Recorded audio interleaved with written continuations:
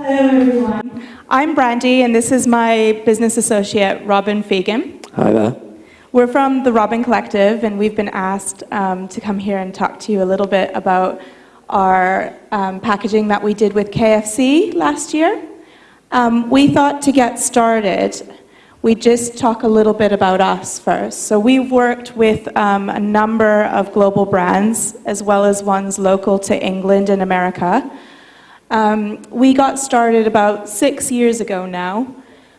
And basically, we work with brands, both food and drink, as well as just anything. So we've worked with the Holiday Inn, we've worked with big museums, we've worked with, like I said, global and local, and we help market their products using sensory and experiential methods. So we've done everything from coming up with new sensory edible installations. We've come up with the first color-changing cocktail, which we call the Bizargarita. We do a lot of food innovation, so how we experience food. We try to promote not just using food for consumption, but experiencing in different ways using senses. And we've also recently come up with something called historical bitters, which is actually, we go around to the homes of famous Britons, we extract moisture from the walls, and we brew it into alcohol. So you can actually literally taste iconic British figures. So this is us. Hello. So a bit about us. I have previously worked as a product designer in children's toys, primarily for Lego. Robin has worked in children's television. He still does, actually. So he writes for the BBC, CBeebies, right? Yeah. Yep, there he goes. So we're both very creative people. We also have contracted for a lot of different brands on our own as well. So we do a lot of innovative product design sort of things just on our own outside of the Robin Collective. And together. And together, yeah. It actually forms quite a good basis for kind of coming up with new ideas for all these different companies, that they want something that no one's ever seen before. And also, a lot of these things, like we're going to talk specifically today about our KFC cups, but they really are there to get people talking and kind of laughing and smiling and having a good time and really associating enjoyment with that brand and also something new and interesting. Yes. So we work alongside PR agencies primarily, so about 90% of our work, we're actually approached by the marketing company as opposed to the client. And our work is to actually promote whatever product they have. So say if we're launching a new soda brand or drink brand, we'll come up with an experience or a tag-along item to work with that product to promote it more and basically get people to buy into it a little bit more, make people really excited about what they're going to be buying. We actively use young people and recent graduates in our studio, and that's to kind of keep our ideas fresh. Obviously, being a creative studio, we kind of come up with, we get stuck in the same ideas a lot. So we do try to bring on new talent, and it helps them as well because they can get early recognition in the industry. So a lot of the people that work with us are actually, they're not trained as food designers or innovators. They come from all different backgrounds. We have set designers, we have illustrators. We even have a lady that's come from a prosthetics makeup background, so she's very, very good at making things. Okay, so before we get to the KFC thing, we'll just talk to you a little bit about some other projects that we've done so you really understand, once we get to the cups, about what we do. So last year we worked with Pepsi. We came on as brand ambassadors for their Pepsi Max range, primarily their cherry drink. And basically we worked with them to help kind of re-inspire Pepsi drinkers because they were finding that the Pepsi Max brand was actually kind of having well, it's always done very well, obviously, but they were having a lot of, they wanted to inspire more people to buy it, basically. So we came about and we decided to do an edible jungle for them. So everybody would walk through this pop-up and we'd suit them up, and basically they'd get to experience the brand in various different ways. So we had a jungle that actually rained Pepsi cherry, which you'd go through with an umbrella. Oh, sorry, wrong way. Here we go. So you'd start off in the storefront, which you thought was just a frontage for trying the actual product. But there was a hole in the wall, so we made people crawl through the hole, get suited and booted in this room here, where they'd put on their full, I guess, safety outfit. Yeah, like a poncho, waterproof. It needed to be waterproof. Yeah, they'd get really wet otherwise. And then they'd walk through our jungle area. This is our nice Pepsi model. And it rained Pepsi. She's also on a bridge going over a small pond made out of Pepsi as well. Yeah. So if you look, this was another part of it too. So this was actually a cannon that would shoot the flavor of Pepsi Max Cherry into the face of guests that we had at the rainforest. It's called a vortex cannon. It's really fun. What's nice about this as well is that they really wanted to kind of create a nice atmosphere and, as we say, get people talking about the Pepsi brand, but without actually seeming like it was forced upon them. They wanted them to have a really good time and then remember that it was Pepsi. So there was very little branding other than this up there, which is a vintage Pepsi shop front. And the Vortex cannon itself, we created the giant can. So we actually used their packaging, but made it huge. This size? Big. Yeah, so that meant that a lot of people took a lot of pictures of the actual branding without feeling like it was being forced upon them. Yeah. So before we get into the next little bit, which has a little bit more of the things that we've done, Robin and I are just going to test some of you guys. So before we get into the cup bit, I'll just go around and hand these out. I'll take a few of those. Here, I can take them. I'll do it. Robin can stay here. Okay, I'll tell you about them. He'll talk about them. So basically, as Brandy said, we have creative backgrounds. So our lovely assistant here is going to be handing out... there's 25... Sorry. So the ones with more than one piece of paper, everyone needs one piece of paper from the package. Yeah, one piece of paper. So if you take one and hand it on... if you open the package and take one little piece, there's some packages that have one individual one. It can be two, it's fine. So there should be enough for everyone. Yeah, again, when we're kind of coming up with these ideas for events, for products, for packaging for them, we look at things like the trends that are going on. We also look quite a lot at the science, which sometimes gets kind of neglected in the creative and the kind of marketing industry because the people in that industry tend not to have a science background, whereas Brandy and I do have a little bit of experience with that. So something we like to do is look at the science behind everything, and this is going to show you guys a little example of that.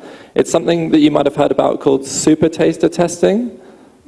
Has anyone heard about that? Do any of you know what a super taster is? Have you ever been tested as one? No? That's good. Okay, we have some people shaking their head. Don't be shy, this is a very casual talk, so it's fine. It's actually a very new field of science. Only recently, in the last kind of decade, people have actually been really talking about flavor and the new definition of flavor, which now encompasses taste, smell, but also things like the sound around you will actually affect how you taste things. So this is something like a huge problem for airlines that they have, that the engine noise is so loud that it actually makes the food taste less. And that, combined with the altitude that also makes food taste less, means they need to add a lot of salt. We've actually prepared a banquet in the past for astronauts. And the problem in space is that there's no gravity, and that means you can't smell anything. They also have the same problem of noise. So we had to innovate food for these actual astronauts, which was really good fun. So this, the piece of paper that you'll get handed out is treated with a chemical that only some people can taste. Now, until very recently, it was believed that everybody had the same taste, and if you don't like something, it's just a sort of personal preference. And then recently, they've found out that actually genetics has a lot to deal with it. So you might find that someone can taste something, or it tastes totally different to them than the person beside them. So it's really good when we get a big group like this, and a really good example, and again, get people talking, we can show you just how different your tastes are. Now, in the Western world, about that only 30% of people are super tasters, whereas in the Eastern world, it's more like the other way around. So about 70% of people are super tasters. So we'll see what the reactions are. We'll just wait until they've all been handed out here. Don't worry, we won't start without anyone. We won't forget you guys. So yes, we do a lot of research on different ways of tasting.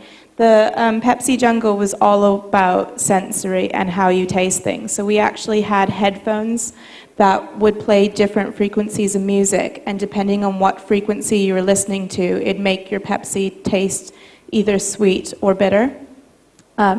This comes a lot into play at actually fine dining restaurants. So if you go to a fine dining restaurant that has piano music or very tinkly music playing in the background, those frequencies of sound actually make your food taste a lot more rounded and a lot more sweet.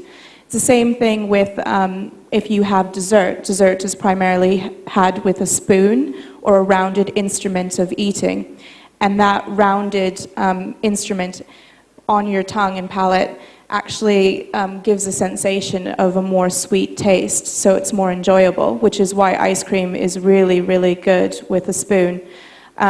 It was actually believed that I think a gold round spoon is the best way to eat your dessert because it doesn't transfer any metallic taste, and because of the round of it, it's more pleasing to the tongue. So recently people have started looking into that. I think most famously Heston Blumenthal, people know him, in his restaurant. He also does, so part of this is they're not entirely sure why. For example, that high frequencies should make things sweeter, and if you have low, I think the experiments we looked at used bass trombone, and that will actually make things taste a lot more bitter. And you can try this yourself at home, it's very easy.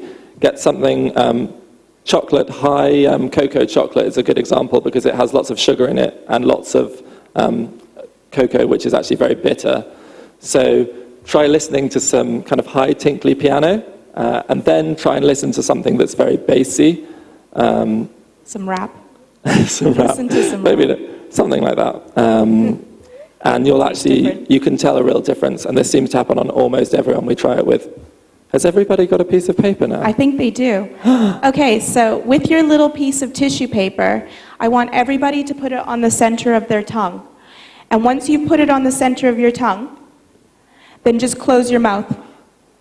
And try it. It might not taste delicious to everyone. You do not need to swallow the paper. You just need to put it on your tongue. It is harmless, so you can swallow it. You can also take it out and put it on the Okay, so plate close your somewhere. mouth. Now, out of all of you that have it in your mouth, who's getting, oh, I see a face over here. Yeah? So, sir, what do you taste? Really bitter. Does anybody else taste anything? Yeah? Bitter? Raise your hand if you're tasting something bitter. Pretty good. Okay, so raise your hand if it just tastes like a little bit of tissue in your mouth. Nothing at all. A little piece of paper. Yeah, yeah. Oh, good. We got a good even crowd, I think. Yeah, so mostly people who You can take it out of your mouth as well. You don't have to keep it in. Or you can swallow it. It doesn't matter. It's harmless. It's harmless. So, Robin, do you want to talk about the science of what they just tasted? Yeah, so basically it was actually discovered by accident by some scientists who were creating a totally different drug. They managed to knock this into the air, so obviously their health and safety practices weren't very good. One of them said, wow, that's so bitter. The other one said, no, it doesn't taste of anything. They had a big argument, and then they decided it would be much more interesting to look into why the fact that one of them thought it tasted very strong and very bitter, and the other one thought it tasted of nothing. And they found out that people are genetically different with their taste, and this is one very good example of showing it between people. So a little bit over half of you found it to be bitter, and a little bit under found it to taste of nothing. So basically it's something called PTC, and what it means is those of you who could taste it, especially very strongly, have very youthful tongues.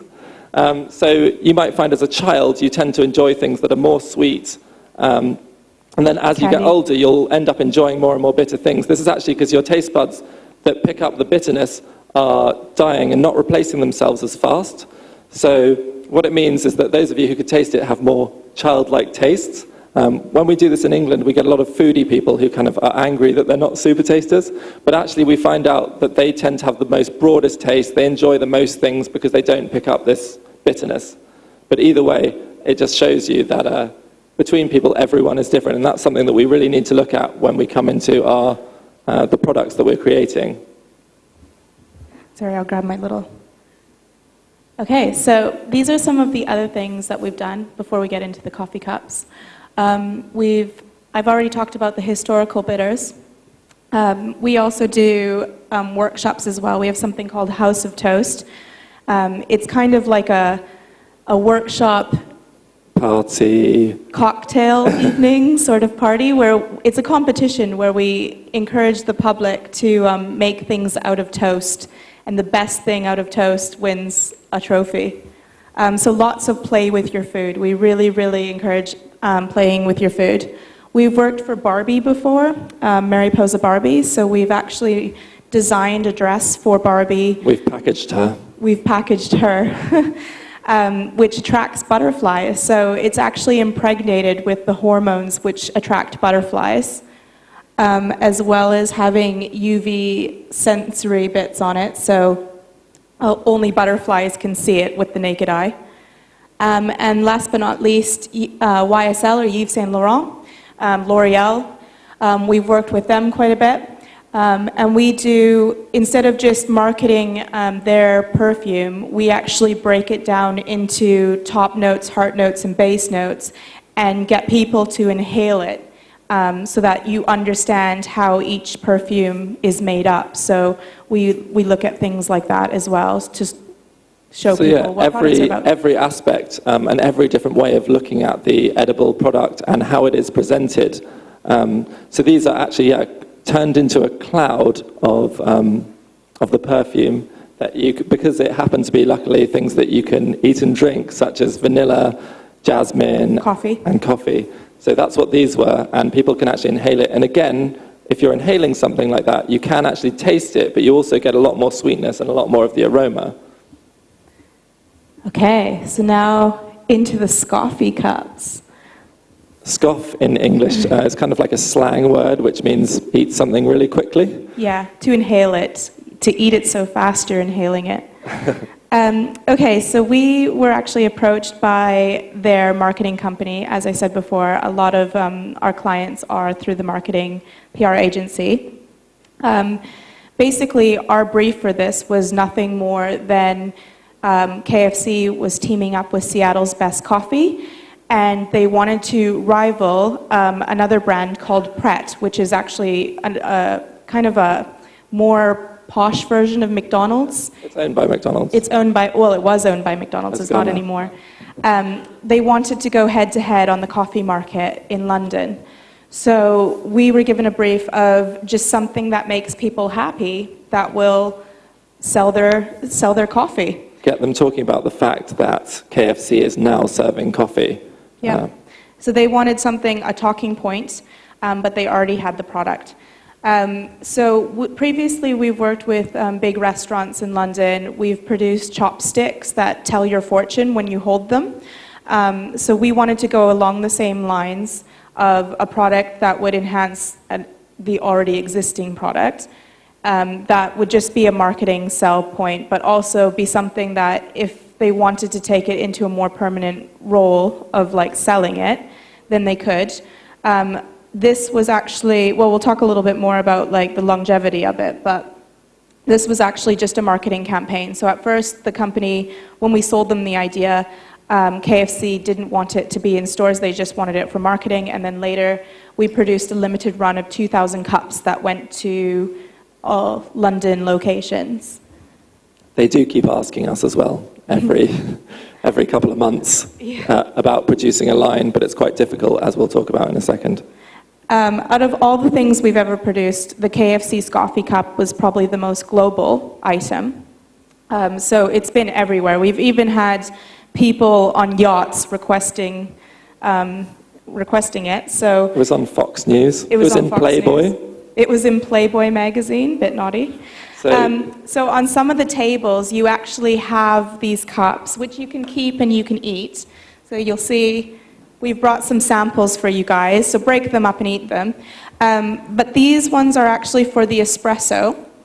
So after testing, these cups actually last for about, we say 2 minutes, but for the consumer, it's about 90 seconds or so. So it's good for an espresso cup. The larger ones are a little bit thicker, and they come with a white chocolate lid. And basically what they're made out of, it's a brown sugar biscuit, so cookie, and it's completely 100% edible. And then it has an icing wrap, so a sugar wrap that's been printed with the logo. For this one, we just printed our logo on it, and then we put the conference logo on the back, just to make it a little bit more personalized for you. The brown sugar, the biscuit is a very hard biscuit, so it does take a while for the absorption of the coffee, which makes it ideal, and still makes it edible. We've had a lot of feedback of people asking us whether or not basically it's made out of harmful chemicals, or if it's, you know, some sort of super biscuit cookie that will harm you in any way. Some people said it probably gives you cancer. It is actually just a cookie. There is nothing more harmful in it than sugar, basically. So if you eat a lot, you'll get fat, but that's about it. We've tested so many different materials and just so many different recipes of cookie for this one, and also white chocolate. So you'll see on the inside, it has a white chocolate lining.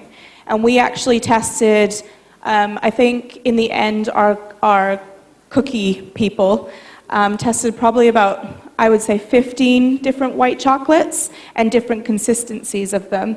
And the one that we settled on lasted the longest, obviously. So basically, it's all about layering. If you don't layer the product, then it's just going to absorb too quickly and you'll end up with a mushy cup. But yeah, this will last about 2 minutes, which is actually, people will drink an espresso in one go, so it lasts longer than your espresso will. And the tall cups last for about 3 minutes or so, so they're not as ideal as these ones. But in the end, we never really developed them as much as the espresso cups because KFC didn't want them, so they wanted espresso only, since the bigger cups take up more material and therefore are much more expensive. So it's completely natural, it's completely safe to eat. The other thing is that we were asked to make something that makes you happy. And in the beginning, we thought being able to eat your coffee cup is enough to make a consumer happy and put a twist on it for marketing. But then in the end, we also decided to infuse the original cups with smells and tastes that make you happy as well. So the original run of cups for KFC actually were infused with happy scents. There was one that tasted of the beach, which was coconut sunscreen. Then there was another one that tasted like a picnic, which was flowery and meadowy. And then the third one, which was the third one? I thought there was freshly mown lawn, wasn't there? Sorry? Was freshly mown lawn in there? Oh yes, there's grass? freshly mown lawn or cut grass. So we had several of them, and originally the idea had all sorts of flavors. So there was birthday cake flavor, there was matches, like fresh matches, freshly burnt matches. So lots of different flavors. Okay, so we talked a little bit about the final cups in the end. So as I said, they're completely edible. They're very versatile. In terms of printing them as well, you can print any sort of logo on them. Obviously, the original cups were red, and I don't know how much you guys know about producing things like this, but red dye can be a bit tricky when it comes to brands and comes to actual product because it runs a bit, and a lot of brands don't like it. But they did, in the end, take the red dye, so that was pretty good. And they did last a long time, so we didn't have any bleeding between the red and the white logos. So it turns out that we could do them in any color without any sort of going off problems. They are also hand-wrapped, though. So when we've been looking about producing these on a larger scale for lots and lots of people around the world who have been interested, and KFC again, who might want to do runs of over several thousand. This has been the main problem that we've come up against, because these ones have to be hand wrapped, which obviously adds on about £1.50 to every single cup that you make when you look at it in a factory. They're expensive. Whereas the biscuit part of it will cost you pennies to make. Yeah. So if there is another line, it'll probably end up being more like embossed biscuit or some other technique that we come up with.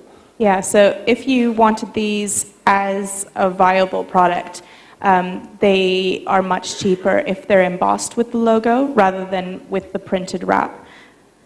Or if you can afford the whole manufacturing process startup, then it's a viable thing, obviously. Okay, so some data on the actual campaign. So this, like I said, was just launched to promote Seattle's best coffee at KFC restaurants. This was launched originally in the UK, and obviously it made it globally. They were really, they made it quite big in the US, actually. Yeah. So they were going to launch there as a limited edition as well, which they never did in the end. The news story was enough for them. They were given away in London. This should actually be 2,000 units, so it was a limited run of 2,000 units in the end. And the originals came with a white chocolate lid, which I don't think we have pictures of anymore because they weren't used for the original photo shoot. But the white chocolate lid was not something that they could actually drink through, unfortunately. It was just like a fun thing that came with the actual cup. Oh, sorry. So you could see we were in all sorts of newspapers. Our lovely KFC model was everywhere. It was about the final amount of circulation was about 15 million. It was about 10 million in England and 5 million around the rest of the world, I think. So Robin's going to talk to you a little bit about the actual environmental breakdown, because we get asked about this a lot as well, especially from Chinese students, funny enough. So a lot of students coming to us about the actual breakdown of whether or not these are good for sustainability. And the overall answer is no, but they're inspiring. Yeah, so basically I think something that's really interesting that we thought about a little bit at the beginning, and then kind of came one of the main stories that came out of these was the environmental issues. There's a huge amount. The Americans especially throw away billions and billions of coffee cups. We have a problem that our coffee cups are made of cardboard, but they have about between 1% and 5% plastic lining the cardboard, which means that people either put them in cardboard recycling, and the cardboard recyclers can't recycle them, so they send them to a landfill, or people don't know, or they put them in the bin. So basically, an incredibly small amount of them actually goes, in the end, to get recycled. But they are something that people get maybe a few times a day, especially, as we say, in America, which means that landfills just have hundreds of these cups in. It's a real problem. But what this meant was that having edible packaging is now something that people are talking about as an alternative. Obviously, if you can eat the cup or not, it doesn't matter. If you throw it away, it's biodegradable. It's all made of nice ingredients. And within a week, it'll all be gone into the earth.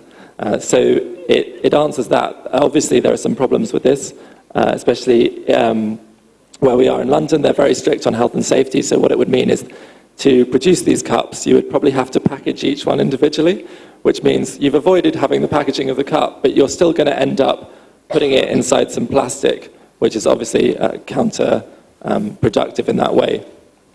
But it's really started a kind of massive conversation about this, and like Brandy said, we've had students from China and Korea and all over the world who are going to be the next generation. They're really looking into things like edible packaging and how this could really help the world. So I think it's these particular ones, as we said, were done for quite a small run, but what's really nice is they've kind of left this legacy for people and really sparked a conversation about the environment and perhaps new ways of packaging that have never been thought of before. So. Yeah, so since the Scoff-ee cup, we only have 30 seconds. Since the Scoff-ee cup, there's been edible cutlery that's come out. In London alone, there's been numerous companies that have now started producing edible cocktail glasses, which is really good. So lots of inspiration, and like I said, we've been approached by many universities and students, so it's really good to see that there is another generation of people looking into alternative packaging and is taking this as kind of an inspirational case study, really. So we better finish there, but if anyone would like to ask any questions, we will stay around and perhaps people can come and talk to us then. We have 5 to 10 minutes of question answering, so if anybody would like to answer any questions. Aren't we finished? Oh, no, we have 5 minutes. Can we have 5 minutes? 对，大家那个有问题的可以继续。 Well, if you have questions, please do shoot your questions at them. 因为咱们这个演讲讲得非常的详细，所以说咱们大家有什么想要了解的，可以来提问。Please provide headsets to these speakers, otherwise they won't be able to understand Chinese questions. Okay, please headsets for the speakers, please. I enjoyed your creation very much, and I want to know what is the shelf life of this product. Because if you use this for your clients, and it must to be protected. Sure. As we're not a fully fledged packaging company, we give a shelf life about 6 months for this item, as long as they're wrapped well and stored well. But obviously, if it was done by a big producer, they could last a number of years as long as they're wrapped fine, because it's primarily a confectionery item, so it's made of sugar. So if it's stored well and manufactured well, it could be, a year. Yeah, there aren't really any preservatives in it other than sugar. Yeah. Is that it? Thank you.